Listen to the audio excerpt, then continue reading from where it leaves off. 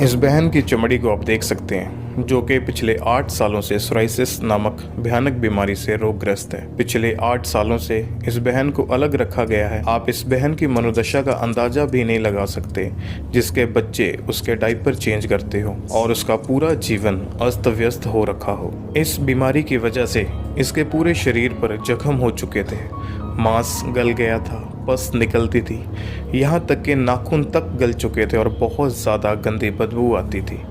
ये कपड़े भी नहीं पहन सकते थे क्योंकि कपड़े इनके शरीर पर चिपक जाते थे।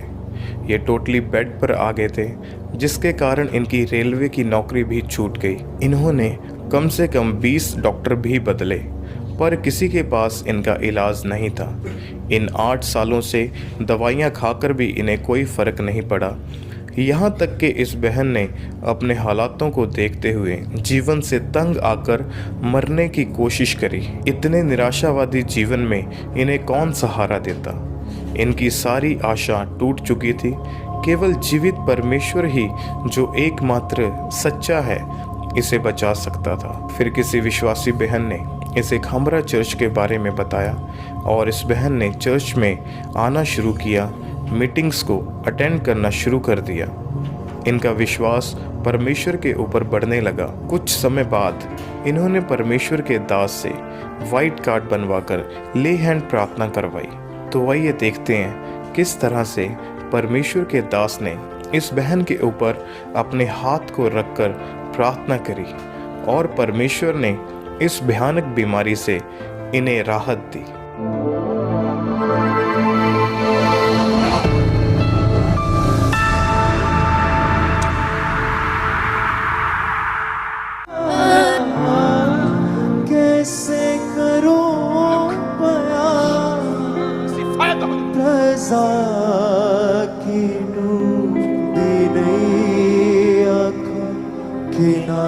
Holy Ghost fire! मुझको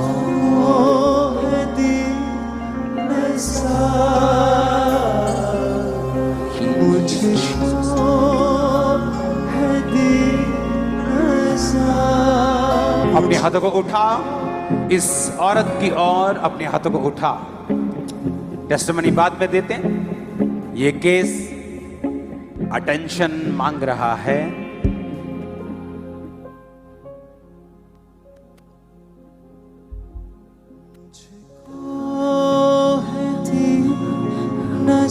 ऐसे पेशेंट्स को आप हमेशा इमरजेंसी में रखते हैं, क्योंकि ताकि लोगों को इनसे दिक्कत ना हो।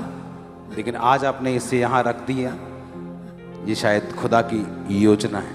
आमीन, आमीन, आमीन। मुझको है दीन सा, आमीन।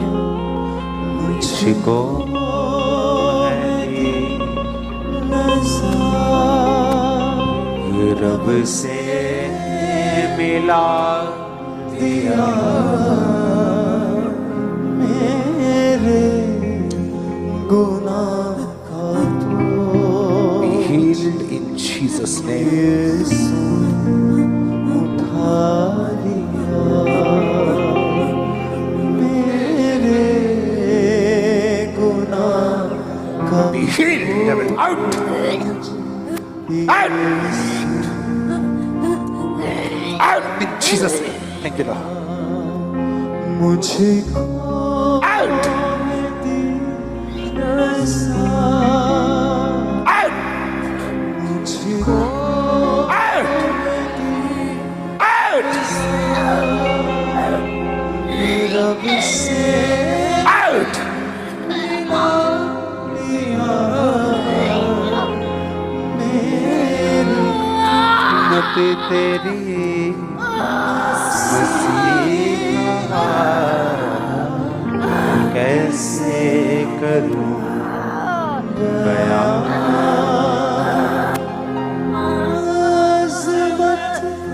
You are free in Jesus' name. जब इस बहन को चर्च में लाया गया तो इनकी हालत बहुत ज़्यादा नाजुक थी। और जैसे ही परमेश्वर के दास ने इनके ऊपर ले हैंड प्रेयर की, परमेश्वर के आत्मा ने इनको छुआ और इनकी बीमारी जो थी वो धीरे धीरे करके इनकी ज़िंदगी में से ख़त्म होती गई। और वो बीमारी जो इनके पूरे शरीर के ऊपर फैली हुई थी, वो सोराइसिस नाम का रोग इनके पूरे शरीर से आज बिल्कुल ख़त्म हो चुका है और इनका शरीर जो है वो बिल्कुल हील हो चुका है, बिल्कुल नया हो चुका है।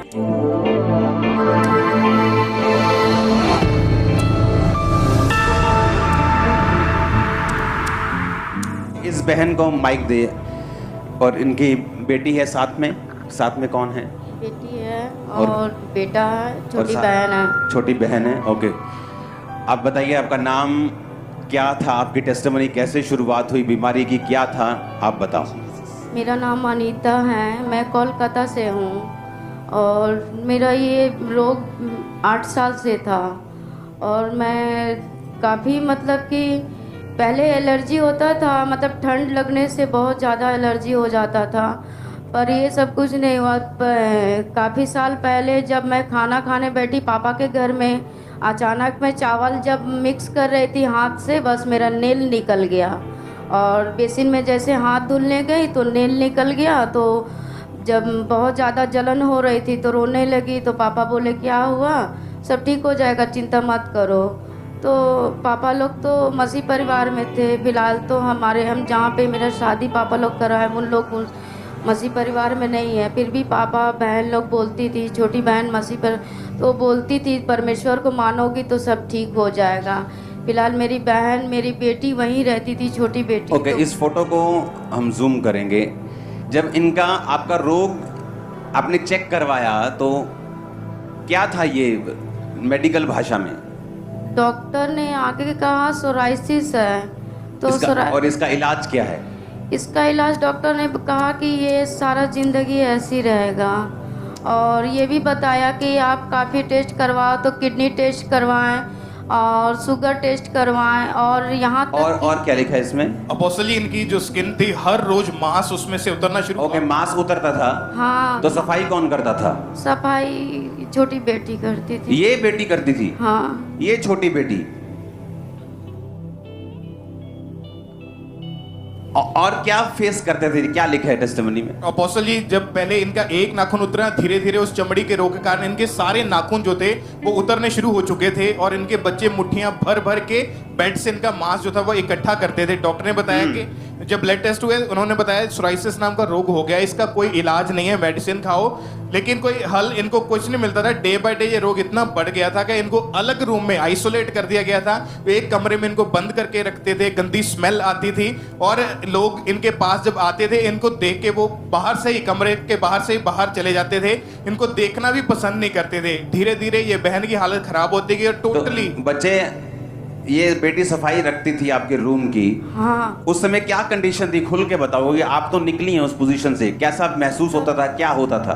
बहुत जलन भी होती थी, दर्द भी होती थी। हम इन लोग को दूर भी करते थे कि मेरे पास मत आओ, क्योंकि सभी लोग बोलते हैं कि वो छूत का रोग हो गया, डॉक्टर भी बोलते हैं और फिर परिवार के भी लोग, मेरे ससुराल के लोग बोलते हैं ऐसी भोग के मरेगी, ये है वो है, बहुत कुछ। तो बच्चे लोग को दूर करते थे, पर इन लोग जितना आते थे उतना ही क्यों रो रहा है बेटा? लिपट के बहुत प्यार करते थे दोनों बच्चे। और अपोस्टल जी, इनकी छोटी बेटी इनको डायपर लगाती थी, डायपर चेंज भी करती थी। ओके, डायपर भी लग गए थे आपको? जी, जितना वो सफाई करना, डायपर चेंज करना सब, और ये बेटा कपड़ा धुलना, नहलाना, दवा लगाना, पूरे पीठ उठ में सब, पूरे बॉडी में दवा लगाते थे दोनों बच्चे। बेटा डायपर तो चेंज करती थी मम्मा के? यस पापा जी। वाओ।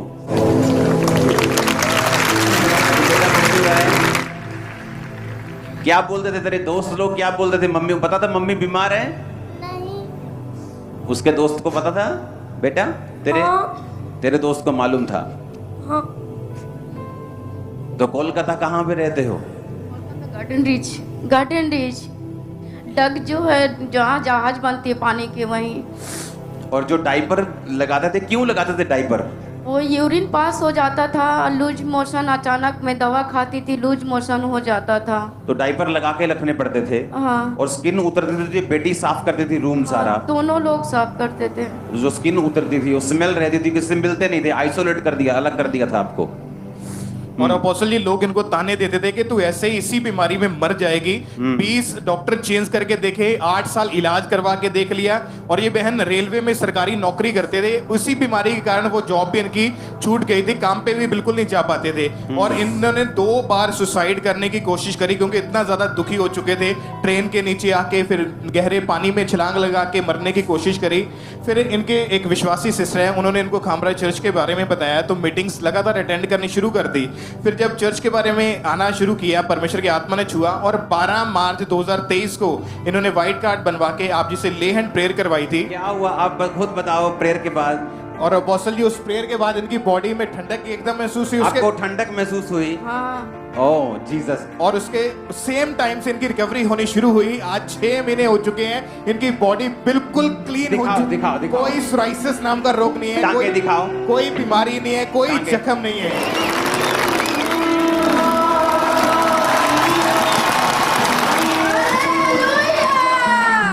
जिंदगी ने मारी पलटी तब खुशियां भरी मेरी झोली में टूटे। दिखाओ दोबारा से अपने टांगों को दिखाओ, जरा नाखून दिखाओ, टांगों को दिखाओ। ओह जीसस। मेरी झोली में टूटे अपने हाथों को उठाओ। Thank you Jesus.